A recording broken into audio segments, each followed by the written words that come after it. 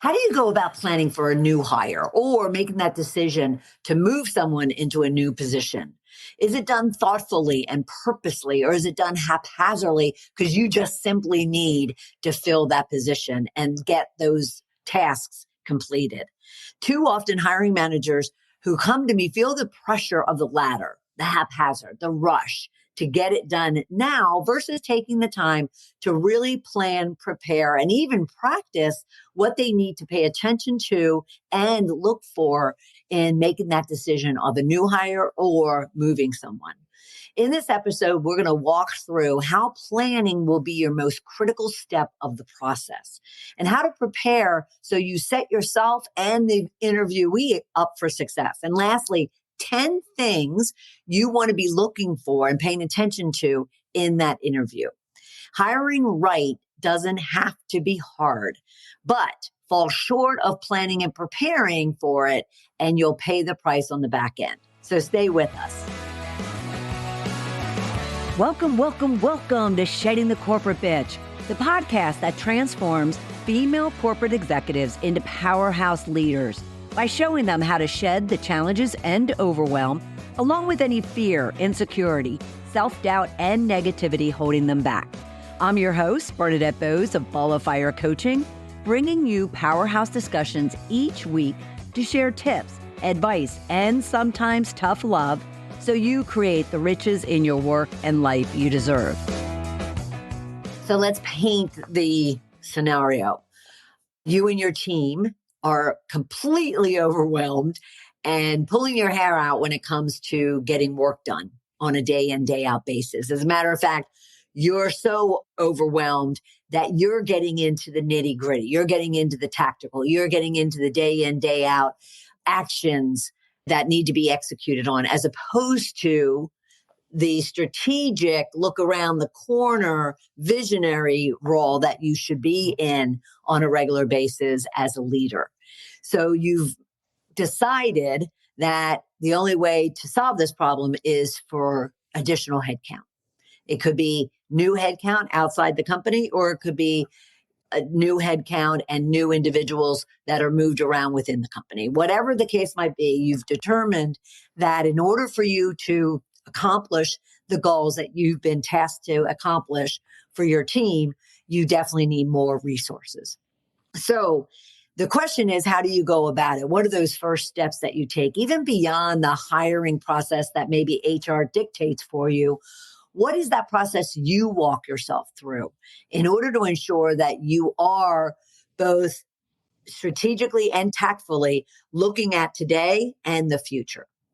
So first off, the planning phase of hiring is absolutely critical.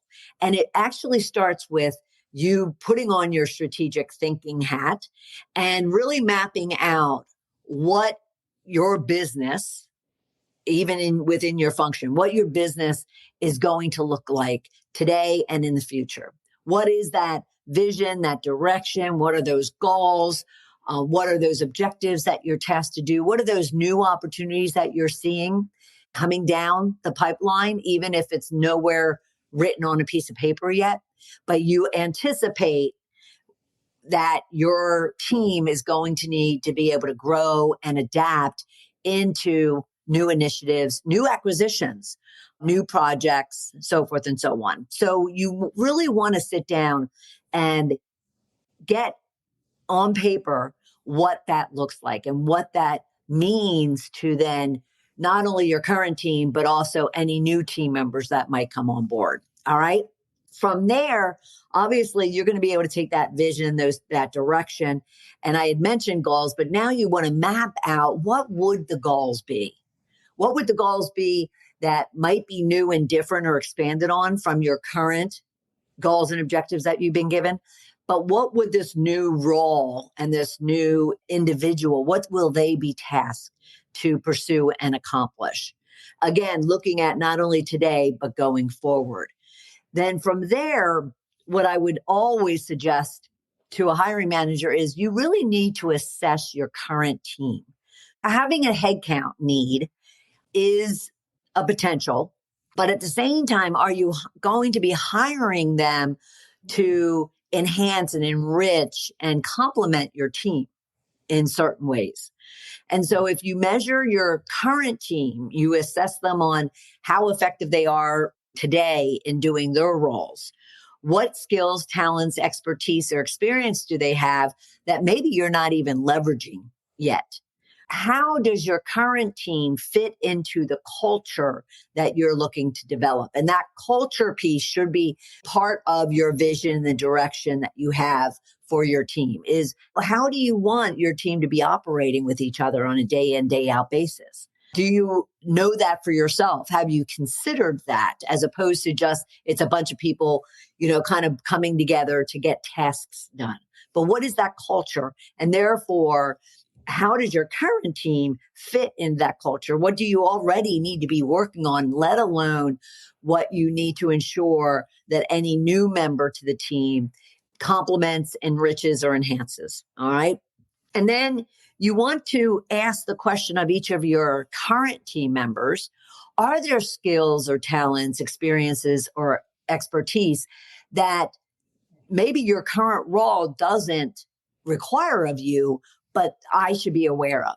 I should know. You'd be surprised how many managers, when they ask their team for input on really what are their passions, what are their goals, what are some hobbies that they have, what are some things that they've always been interested in doing, but haven't had the opportunity to do it. What are their talents, even if they think it's non-business related? What are those talents that they have? And all of a sudden, they're providing some really critical insights as far as how you can use them in different roles, different functions for different tasks. So first, assess your current team. And through that assessment, you also want to be sure that you're identifying any gaps that may exist, gaps in the skills, the talents, and the expertise you need, not only for today, but remember that vision, that direction that you and your team could be moving in 12 months from now, 3 years from now. What are the gaps that exist that therefore, as you're constructing this new position, this new role, this new list of responsibilities, you're looking to also fill some of those gaps. Now, some of the gaps might be filled by you getting training and coaching and development of your current team members, but it also could lend itself very nicely into that new job description for the new individual that you'd be hiring for. All right. And then you want to pretty much sit down and lay out the scope of the roles and responsibilities, almost create that job description that you're looking for, including not just a list of tasks and key responsibilities and what skills you need and what competencies you need, but also what are those cultural fit, soft skill type of attributes, traits, and qualities that you need from an individual. And with all of that in that planning phase, you can actually start preparing yourself for that hiring, to work yourself through that process. Now, you might want to, or you're kind of required to engage HR. I always advocate that HR should be your business partners, your strategic partners in any people decisions being made, whether that's internal transactional type of decisions, or that is the bigger, more strategic hiring, firing, promoting type of decisions. They should be your strategic partner.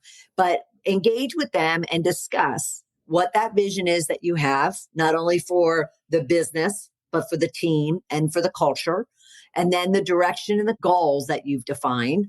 And then you can get specific around this particular opening or multiple openings that you have. What would those look like as far as their goals, their objectives, how you're going to measure them, let alone the roles and responsibilities and everything that goes into the job description. And the most important part you also want to be discussing with your HR partner is that cultural fit. Now, the cultural fit you define may be different than the overall company culture, but it should be a complement of it.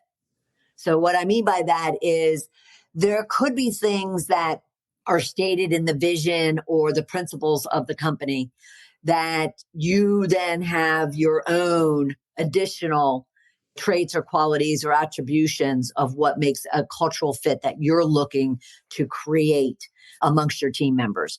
So, having that discussion with your HR partner will just provide them more and more rich information, you and your leadership style and the expectations that you have for your team. And it'll make the hiring process so much easier. Then you obviously would lay out the roles and the responsibilities, that job description, and you would collaborate on what are those questions? What is the behavior? What is the style of individual and what will you be looking for from that individual in the interviewing process? So what are the questions that you need to be asking? What are you looking for as far as their posture, behavior, attitude, and what approach are you going to be taking with that interview? Too often, I find that many of the hiring managers, they just have kind of a blanket list of questions that they feel that these are standard questions that I need to be asking, as opposed to the approach being very tailored to your current and most up-to-date vision and cultural fit and goals, but also the particular role and position that you're looking for. How do they play into the overall team, but also to the business as a whole? Are they insulary in that they're only going to be engaging amongst the team, or is this position one that will have a lot of stakeholders, will have a lot of dependencies across functions or up and down the ladder? So understanding and really nailing all of that down will help you formulate the proper questions, formulate the proper things you're going to be looking for as far as behavior and attitude and whatnot, but also that cultural fit that you're looking for. And ensure the questions are one that creates dialogue, not, yes or no, or something that they just provide you an answer and you move on. You're looking to get a sense, even though you make it your first impression in the first couple of seconds, but you're looking to get the sense of who that individual is, what they stand for, what their beliefs are, what their attitude is towards certain things that are critical to your team objectives and your team goals and the business as a whole. And so you really want to be thoughtful in regards to those questions. And the approach that I had mentioned is all around, is it just going to be a series of questions? Or is it going to be painting scenarios, giving them scenarios to respond to? I'll never forget a interview. It was going to be internal. So I worked in a store, in a department store, and I was a department manager, and I was looking to go down into corporate as a assistant buyer. And so my store manager, knowing that I had an interview, thought of taking the initiative, which I greatly appreciated, to kind of sit me down and run me through a mock interview process. And in that interview process he would throw out a number of scenarios to me. How would you handle this? What would you do in response to this? What if this happened? So forth and so on. And it was afterwards, I would ask him about it. And it was to really kind of test my temperament, test my creativity, my problem solving, my decision making, my delegation, so forth and so on. And there's a lot of different ways and scenarios and approaches that you could be taking in your hiring process. And therefore, have that conversation with your HR partner. Come up with it yourself and then have that conversation, or the two of you can, sit down and prior to any interviews, you come up with the approach that you're going to take to those interviews and to that hiring process. And the one thing that I want to stress is you want to avoid those yes or no questions, because it should be a two-way conversation. They're interviewing you as much as you're interviewing them. They're interviewing the culture as much as you're interviewing them to see if they fit.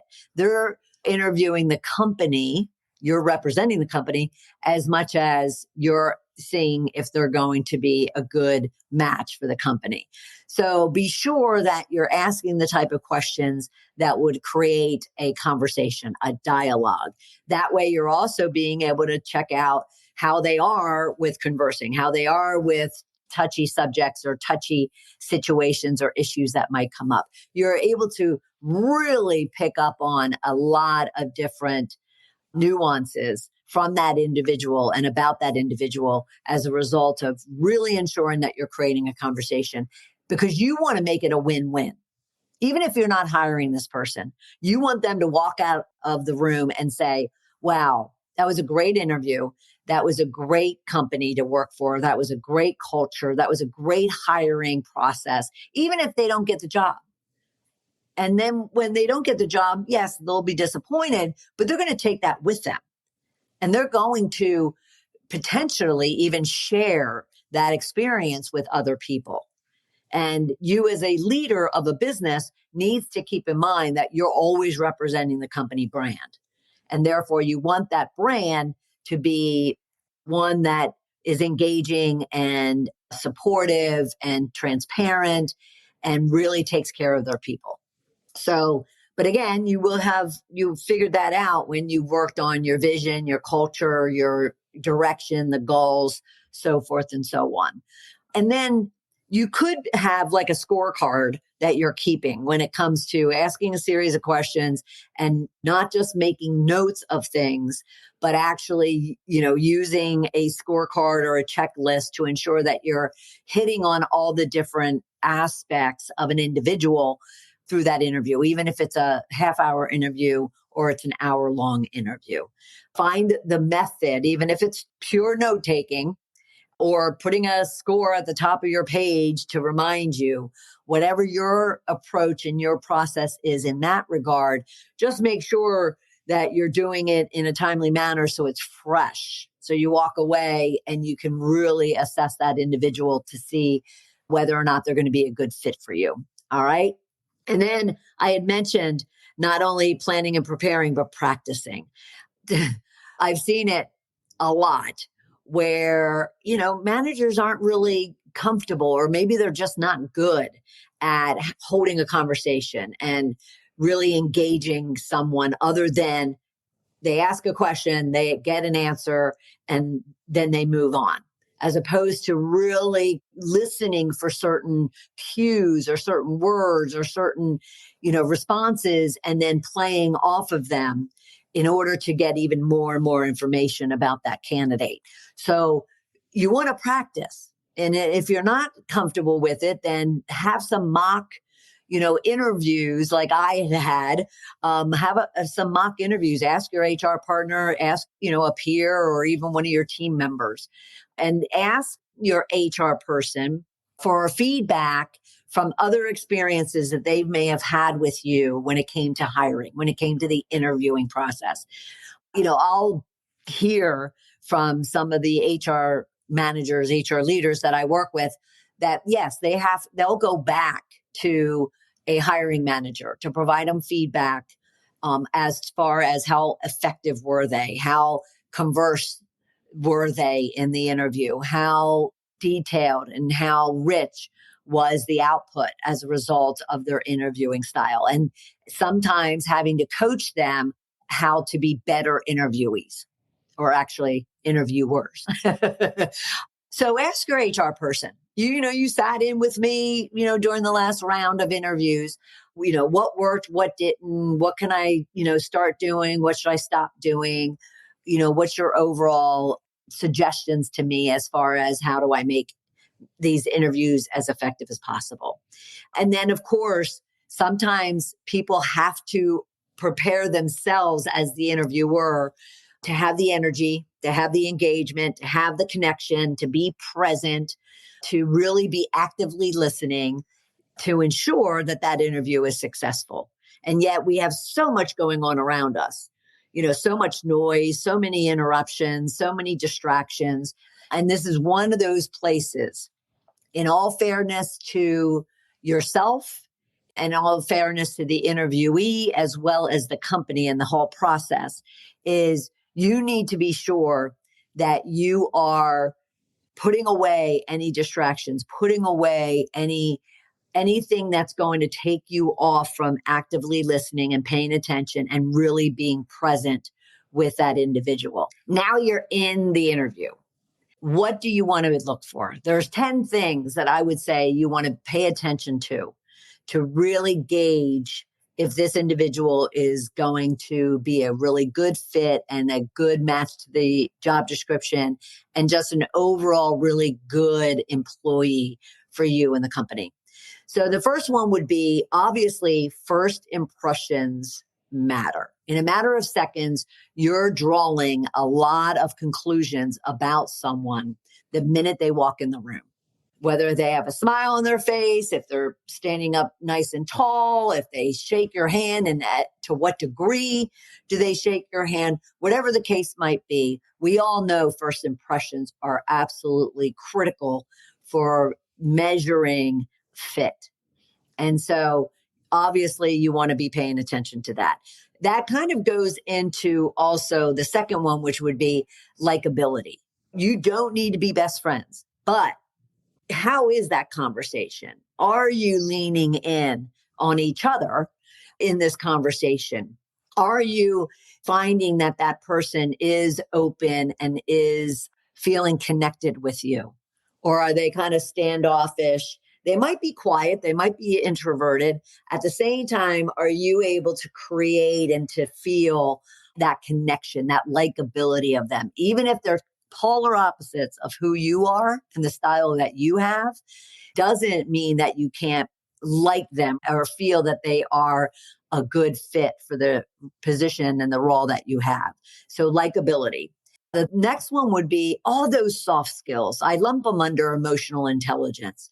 Is this individual receptive? Are they empathetic? Are they thoughtful? Are they intentional? Are they obviously honest, trustworthy, transparent? Are they self-aware of themselves? Do they have a really good, realistic perception of themselves? And of course, we can go through a lot of scenarios and experiences of how, a candidate comes in and they boast about how wonderful that they are. And then maybe we hired them and it's proven to be completely the opposite. So you also want to have a good meter. You want to be able to read someone's truth within all of that. But emotional intelligence is really important for nowadays, especially for us to gauge, because candidates are looking for experiences. They're not just looking for that paycheck. They're looking to have a good experience, let alone one that will develop and allow them to grow. The next one would be, of course, leadership. Leadership doesn't mean that this role has to have anyone reporting to them or that they're a certain box on a hierarchy. Because again, we're looking at not only today, but for the future. Is this person a potential leader? Do they have the capability, the competencies and the skill and the talent and the drive to kind of become a leader? And I need leaders on my team, even as individual contributors, in every single person that's on my team. So, how skilled are they in influencing others, in communicating others, in delegating, in managing their time, in prioritization and decision making? What are those key leadership skills that are important to you, not only for today, but for the future, for any of your team members, to ensure building relationships? I want to make sure I get that in. You want each and every one of your team members to be really good at building relationships with each other and with other people. So leadership would be number 4. Number 5 would be motivation or ambition, as some would call it. And yet ambition to me is a good word. It's not a bad word, because you want somebody who is motivated. You want somebody who wants to learn and grow and develop and move on. That's your job as a leader, to get your people to a place where they can actually move on and take on more and more responsibility. The next one would be adaptability. And this is absolutely critical and an area that is often not asked about and not inquired when it comes to interviews. But especially in today's chaotic, very fast-paced business world, we need every single person on our roster to be adaptable. We need them to accept change. We don't need them to love change, but we need them to at least embrace it to where When it happens, because it will, and it'll happen often, they need to be able to be adaptable, resilient, nimble, flexible, and work their way, through that change, as opposed to creating resistance or creating any degree of roadblock for you, because that'll make both of you unsuccessful. So you really want to be inquiring and listening for and watching everything about them, what they're saying, as much as what they're telling you physically, with their body posture, their tone, their eyes, as to whether or not they're adaptable. Do they like change? The other one is coachability. This is also one that gets often overlooked. Is someone able to be coached? Now, people will often confuse this with just, can they receive feedback? And there's a lot of good players out there. There's a lot of good actors out there. You give them feedback, they nod their head, they say they agree, they understand, they'll make the change, and then you wonder why they never do. It's because they're not coachable. Coachability means that not only can you give them feedback, good, bad, or indifferent, but they actually take that information, they take that feedback, they take that action plan, they take that advice, that mentoring, and they actually go and do it. And they actually make change. So you definitely want to find out. Again, it may not be critical for today, but definitely, tomorrow, and then going forward in the future, that your team members are coachable.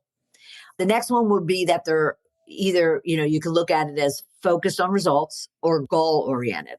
So you want somebody that is understanding what the end goal is, whether that's their own tasks, so their deliverables, their due dates, or it's the business as a whole. You want to ensure that they understand the concept of having a goal, having measures, and working toward them and achieving them. Or, they also are focused on, yes, we as a team and as a business have certain targets that we need to be hitting. And I need to be proactive versus reactive when I'm going and pursuing those goals to ensure that I'm hitting the mark. And if I'm not hitting the mark, then how do I adapt? How do I change? How do I shift?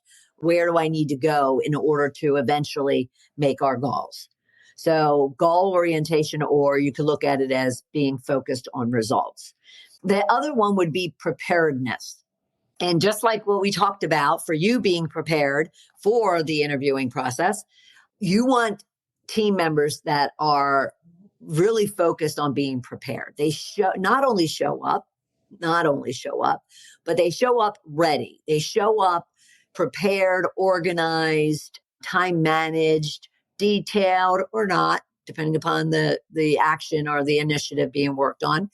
They're thorough, they're complete, they're attentive, but they're prepared each and every day to do the work at hand. So preparedness. And another view that you can take to preparedness is in the interview, are they also so prepared that they've done their own research? Now, hopefully you're, making room in the conversation for them to ask questions, and you're asking questions that create dialogue, as we mentioned. At the same time, have they do their research? You probably did on them, go to all their social media sites and all that kind of good stuff. But how prepared are they in regards to their own interview process? How prepared are they for the questions that you're going to ask, for the objections you may have, for the obstacles you may raise up, for the scenarios that you might put on them? But how also prepared are they about the company, about the business, about the vision of the company, if not yours? How prepared are they in regards to you? I will often have situations with clients where if they are, looking for a job, because I do that as well, but if they are looking for a job or they're looking to get promoted or they're looking to move into a different business function, I'll say, so what do you know about whatever the case might be, about the position, about the person, about the hiring manager, whatever? What research have you done? What do you mean, what research have I done? What research have you done on them? Whether it's the company, whether it's the function, whether it's the industry, whether it's the hiring manager. I don't know who the hiring manager is. What research have you done to find out? And if you have found out, then what do you know about them? that you can then pepper into your conversation. So you want to be looking for their preparedness as much as you want to be prepared as well. And the last one would be curiosity. How inquisitive are they? What questions are they asking? Not only the standard, like, okay, so what are you looking for from me? Or, what do you want your team members to be focused on? But more so, like, are they curious about how things operate today? How are they curious about what the 3, 5, 10-year plan is? Are they asking questions in regards to how exactly do you run your team? How does the company acknowledge or reward individuals? But are they, curious about just the role, the industry, the company, the team members, the leadership team? But where does their curiosity take them and take the conversation that you have?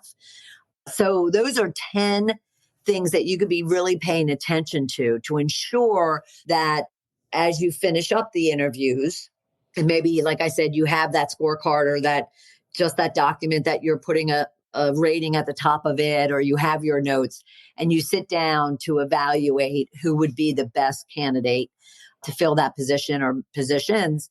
You're going to be very well prepared and very well taken care of as far as having the detail needed to make the right decision. And I'm often asked, like, how can I take the risk out of hiring the wrong person? And there is, that risk.